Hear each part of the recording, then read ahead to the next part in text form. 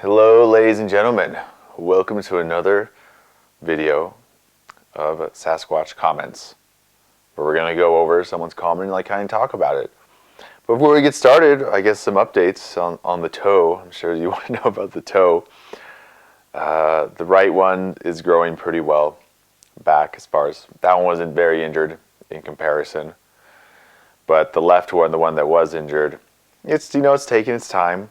Well, back in the nail matrix where the nail gets formed back here, it's been black and blue for the whole entire time, but now it's starting to clear up and look the regular color. So I'm hoping that means the nail either start one, regrowing, or two, what a lot more other people think, the new nail will start coming in. I'm okay with either or. I'll take it. I'll take it. So what have I been doing during this time, besides listening to a lot of audiobooks and researching, is I've been improving my skills. Look, this is my first time building like a leather sheath, or just really working with leather at all. You can see it's not too crazy, but it's gonna work. It's exciting. And I have some other stuff I want to do with my bigger blades, I guess you could call them. All right, I think that's it, and still waiting for school to start. Let's get started.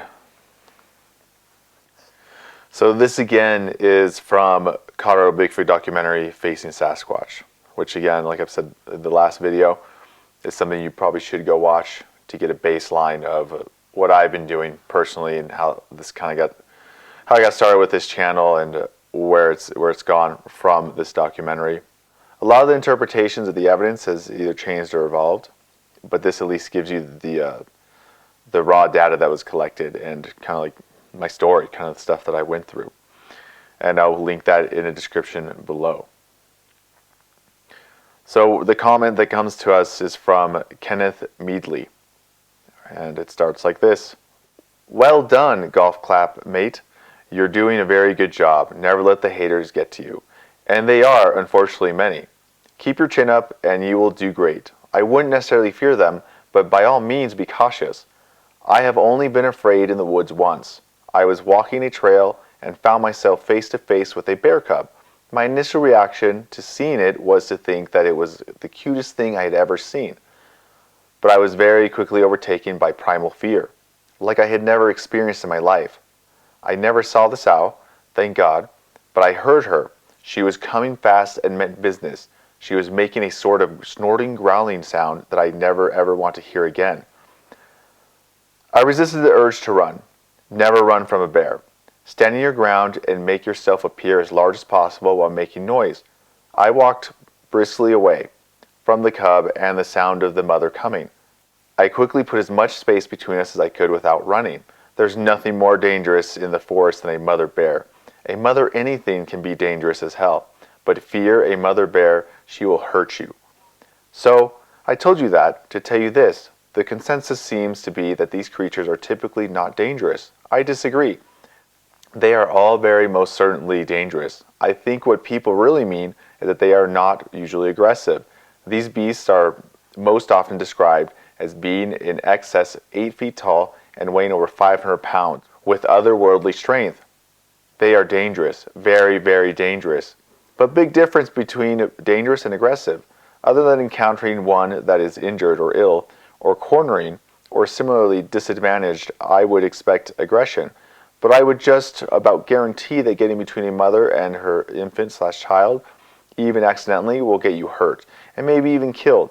I wish we knew enough to know what it is to do in situations like that.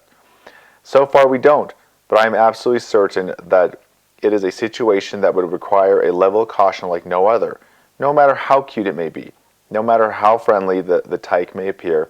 Resist the urge to pet him on the head or pick him up, because the mother won't be afraid if it is safe.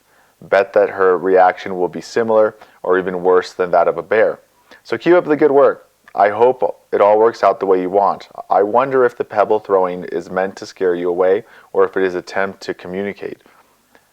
Maybe you will find the answer for us. Well, thanks, Kenneth.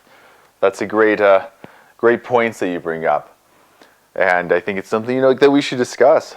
All beings whether you want to like classify them as animals or people, can be really dangerous.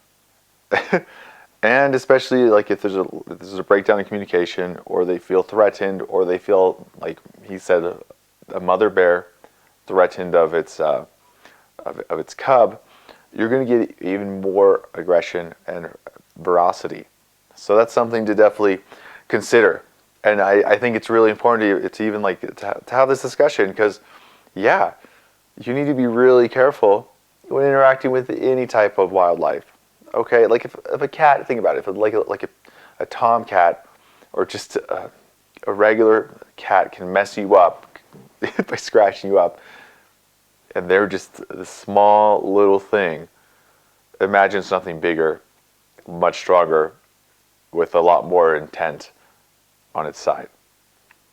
Okay, so I think he's absolutely right.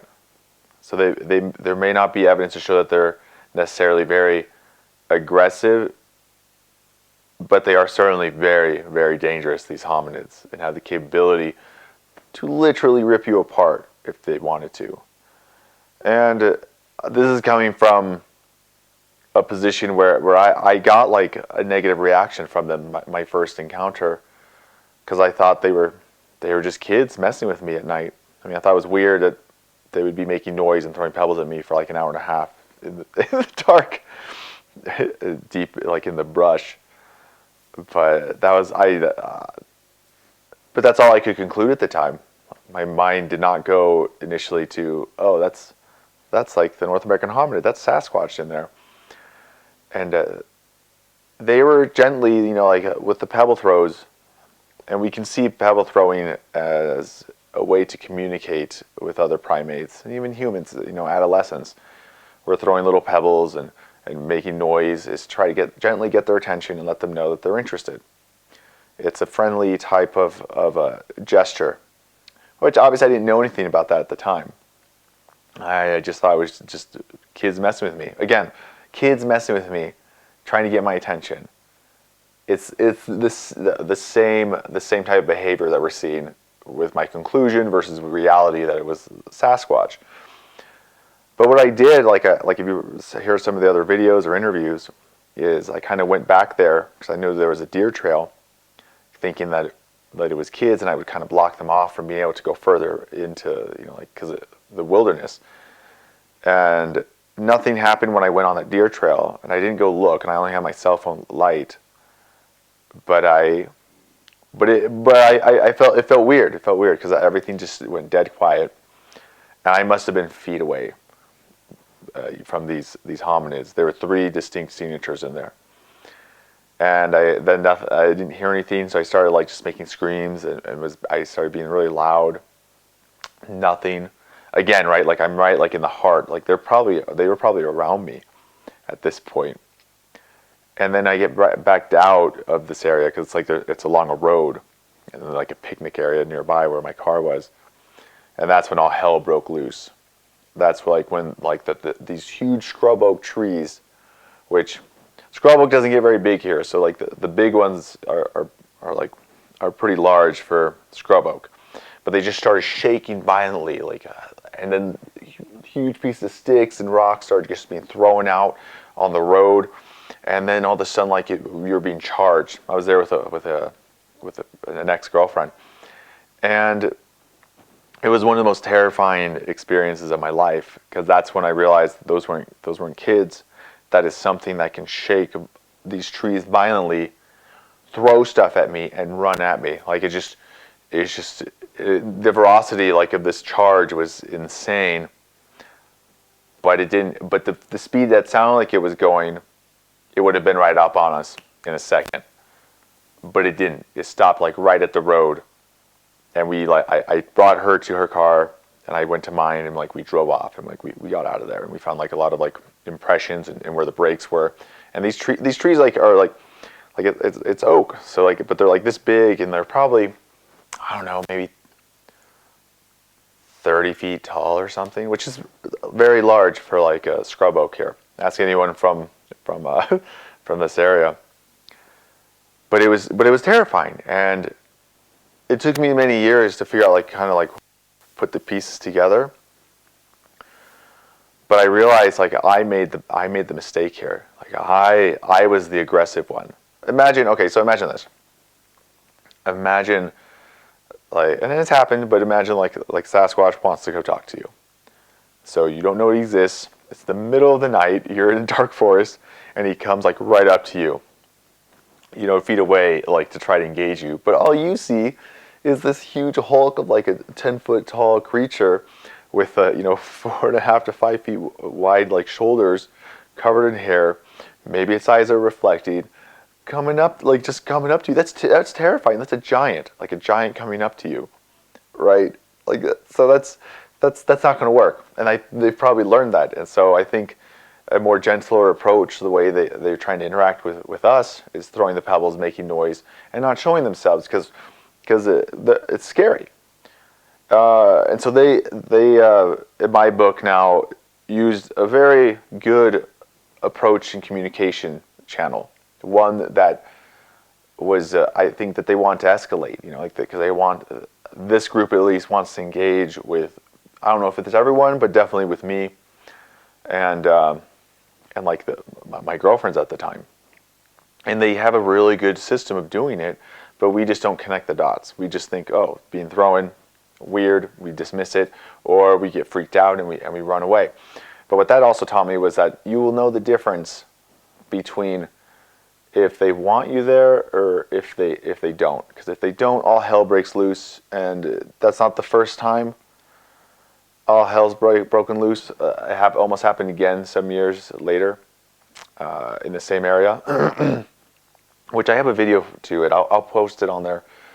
I backtracked and showed you like this little like box canyon I was in and how one got too close, but I was able to de-escalate it because I was like, I'm not going to go into those bushes where I know where it's at and have the same thing happen again. But the point I'm trying to make is if you have to question whether it was threatening or not, it most likely wasn't. That's like my rule of thumb, because you will know if they don't want you to be there, because all hell will break loose. Like, it's just like they will let you know very clearly that they don't want you around, and like it's very like like I said, you don't even have to question it because it's so obvious. When you have to question it, like the little pebble throws, like smacking your vehicle or your house or moving around, then it's not aggressive. That's more like a friendly, interested gesture. It might be mischievous, sure, but it's not like they want you out, because you will know. You will know. But on that being said, just like in the comment, you still have to be careful, okay? Because the closer you get to these interactions, which is what I want, and then but it's also scary, is the closer you get, the more dangerous it gets for both parties. Because like I came in to those woods very aggressively and started screaming, thinking it was kids trying to mess with. I was trying to mess with them back, but that wasn't. So imagine them trying to get my attention, trying to be friendly in their way, and then all of a sudden, like this hairless creature comes in and aggressively, right? Like I came right around, so it was hard for them to move out of the area if they need to, and I started making a bunch of noise and shine like a light. Obviously, it was just like a little iPhone light, so it didn't go very far. That's really aggressive. That probably scared them. They probably felt really threatened because I purposely tried to cut off their egress route because I thought it was just people, even though it didn't add up. Like, it didn't add up at all. And so I was the aggressive one. And so in response, they got very defensive and tried to push me out because like I had broken this kind of contract that we had of slowly building this rapport and communication. Like I went, like they came in with pebbles and I came in kind of like, guns a-blazing, figure of speech. So I was in this situation, the reason I got that reaction was because I had already reacted aggressive back, so they were just defending themselves. Even though it didn't seem like that at first, because right, like obviously for me, from my perspective, I was just like, oh, damn, like these hominids are real, and they're right here, and they don't want me here. They don't want me around. So it's something to remember, like you said, like don't go up and touch one, or if you're doing that, like build up to it, because it's just like any like primate, any human like tribe like that's been uncontacted. you have to take really slow moves. Like look up uncontacted tribes on YouTube, and you can find there's a few old videos of them filming contacting tribes, and you have to be really careful with these uncontacted tribes that have no idea you even exist. Especially like when you come with like a different appearance, a different skin color, technology, it's terrifying for them. And if you move too quickly, and if you make too sudden moves, they're going to kill you. Like they will kill you first, ask questions later, because they're a terrifying paradigm shift, an unknown. And so we shouldn't expect anything different in this situation with these hominids. But look it up. It's really it's an eye-opening experience to be able to witness it and to see their fear and to see like they have their spears and bows and they're ready to go. And you can see like these professionals that know what they're getting themselves into and know the dangers. They have to be very slow. They have to be very slow and very like methodical, because any quick movement or anything you say can be interpreted the wrong way. And the closer you get to proximity, the more likely something can go wrong as far as the breakdown in communication. Now let me give you examples. So imagine like you're doing the pebble throws. Like you're getting pebbles thrown at you, you're throwing pebbles back, you guys are getting closer to each other, you both have gained enough trust with each other between you, like your group and their group, between these hominids, and now you're just a couple feet from one another. Like you've done something that's very difficult to do for both Sasquatch and us, because you have to trust each other. You have to build that trust, you have to like, kind of let go some of these fears that create like this defensive stance or aggressive like posturing. Both of you, not just you. Like this is a two-way street, okay? This is a relationship that you're building with this group or with this hominid. So now you're just feet away, okay? So you say something or move too quickly, and he, or vice versa, he moves in too quickly to you, and you think he's coming to get you, when all he's doing is just moving too quick to get closer to look at you or interact. But you take that as a threat. You say, oh, in your mind, because you don't know what's going to happen, you see this as, oh, he's coming to get me, he's going to kill me, he's going to eat me. And so you take out your knife or your gun and you shoot him. Vice versa, you go in too quick to him, or you do the wrong like movement. Like let's say you come in like for like a hug, but that's seen as like an attack by an interpretation from them, and he just gives you a whack, not necessarily trying to kill you, but just with his strength, he whacks you or she whacks you, and potentially it could harm you or it could kill you. So communication in situations like this, whether you're dealing with like an animal, a non-contact tribe, or Sasquatch, has to be done knowing these risks and being really slow and methodical at this, because one wrong move, the closer you get in these interactions, the higher likelihood of a negative outcome, right? And it still might be a negative outcome. You might break something, you might get hurt, and it's probably going to just be part of the process. Just like these primatologists that went in and built these relationships with chimpanzees and gorillas, they got hurt in the process because they got close. They got complacent, and one movement, one gesture was interpreted negatively, and it led to some violence. But they didn't stop them; they kept going. But you have to understand, like, there are risks in this, and there's a lot we don't know, and so the unknown makes it even more risky. So I think he's totally right. Like you need to be aware and kind of acknowledge that they are very, very dangerous. It doesn't mean they're gonna go out of their way to go hurt you, but it does mean like be aware, be like cognitive of the fact that you and them are on this like kind of thin line. That the more you interact, the closer you get, the higher likelihood is one of you is going to get hurt. And it's most likely going to be you, because let's face it, like if this guy's 1,000 pounds, probably really thick hide fur, the likelihood is that you're going to be the one that gets hurt if something goes awry. Because it's about the communication, right? Because if they're not understanding you, you're not understanding them, and you interpret their moves or their gestures as something negative, vice versa, then that's going to be seen as hostile, and they're going to defend themselves like you would, or you're going to run away. Like just when people get the pebble throwing, and they realize like, oh, that's not people, it freaks them out. And it's not like negative. It's not bad. It's not necessarily even scary. It's just the fact that it's coming from unknowns, or it's coming from something, yeah, like that you can't really understand, like, you know, Sasquatch. So that is definitely something to consider, you know, and really be aware about. It doesn't mean be afraid, and it doesn't mean, you know, like you try like to be in a defensive posture, but it does mean understand the risks. And so when I say I've gone to a point where I'm ready to do that closer contact, not just hide in my Jeep and have them in the wood line and me and my Jeep throwing pebbles, even though, you know, we're probably 10 feet away, sometimes just a couple feet away when they come up and smack the Jeep.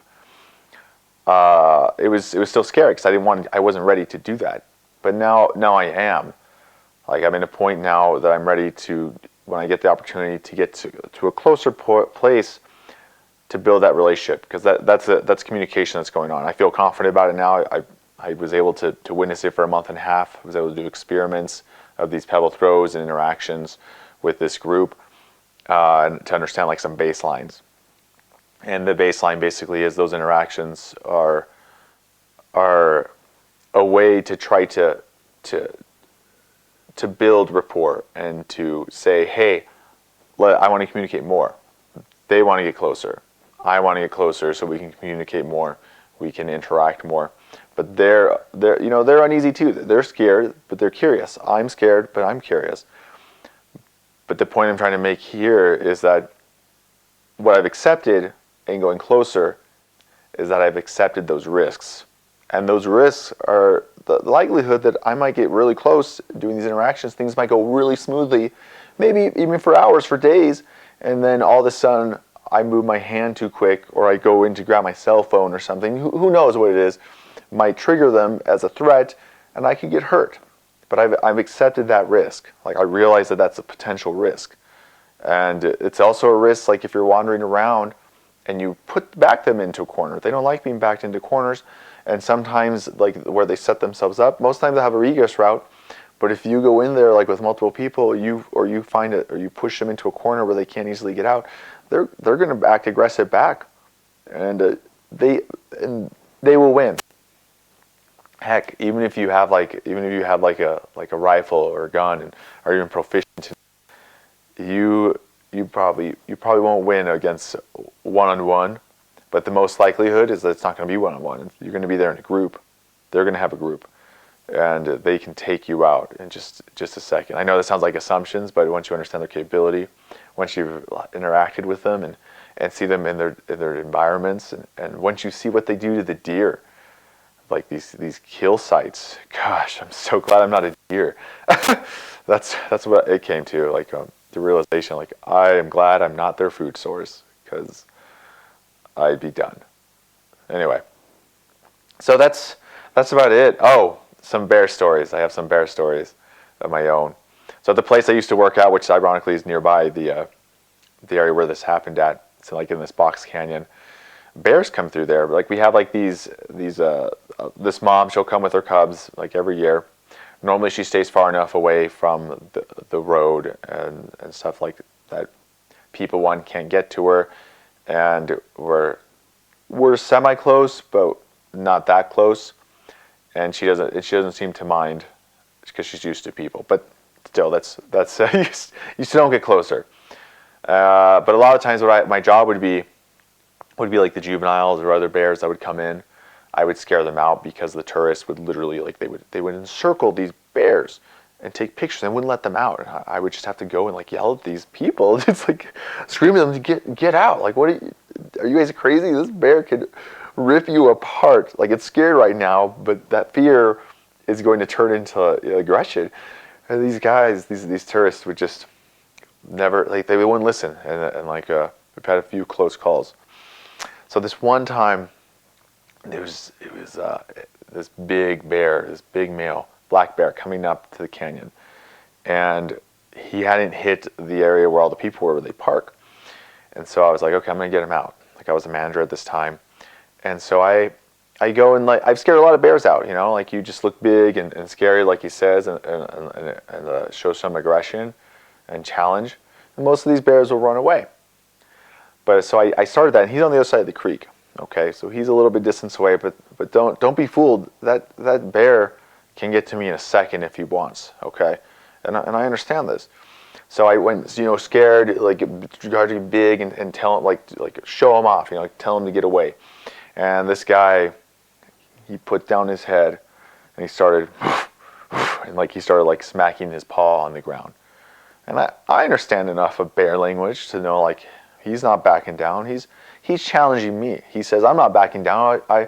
He called out my bluff, and it was true, And I just backed down. I was like, hey, bro, you win. I'm not going to get into that. You called my bluff, because I'm not going to keep doing that. Like, that bear's serious, okay? Like, he is not playing games. And the nice thing about the animal kingdom, for the most part, when it comes to aggression and defense like that, there's going to be escalation, and if you understand what they're trying to say, you can respect their wishes. Like, that bear was telling me, hey, I'm not backing off. If you keep coming at me, I'm going to charge you, and it may or may not be a bluff charge, right? Like, so I just backed off and let him do his thing.